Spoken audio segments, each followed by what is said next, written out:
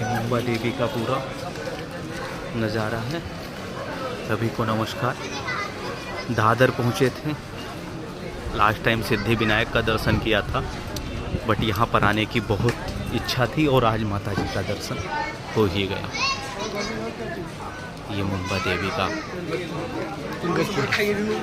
ये आनंद है, आनंद के बड़े भाई, ये दोनों मेरे बुआ के बेटे हैं और इन लोगों को दादर से मैंने साथ लिया है, आए हैं साथ। ये मुंबा देवी का दर्शन, गेट अब बंद हो चुके हैं।